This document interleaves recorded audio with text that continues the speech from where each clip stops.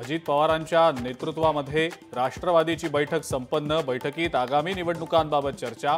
प्रत्येक जिल्ह्यात युतीसोबत जायचं की स्वबळावर याची चाचपणी।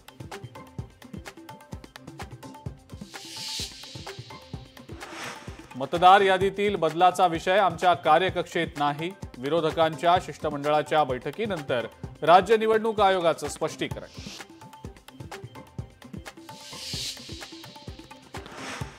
ठाण्यातल्या कळवामध्ये क्लस्टर प्रकल्पाला नागरिकांचा विरोध। मनीषानगरमधल्या रहिवाशांची क्लस्टर नको अशी भूमिका।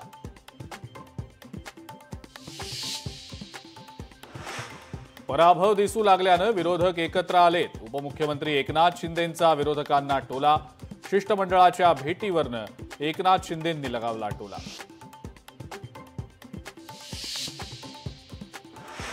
उद्धव ठाकरेंच्या हस्ते मनसेच्या दीपोत्सवाचं उद्घाटन होणार। 17 ऑक्टोबरला संध्याकाळी 6:30 वाजता कार्यक्रम। महसूल मंत्री बावनकुळेंचं मुख्यमंत्री फडणवीसांना पत्र। जिल्हा परिषदेत 5 स्वीकृत सदस्यांची नेमणूक करण्याची पत्राद्वारे केली मागणी। समीर पाटलांनी वकिलांमार्फत रवींद्र धंगेकरांना पाठवली नोटीस। धंगेकरांनी माफी मागावी अन्यथा कोर्टात जाऊ, समीर पाटलांचा धंगेकरांना इशारा।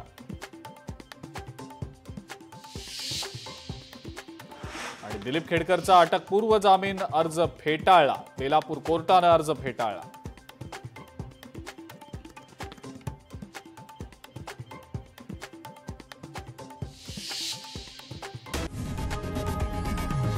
लोकशाही मराठी ऐका, पहा, जागरूक रहा।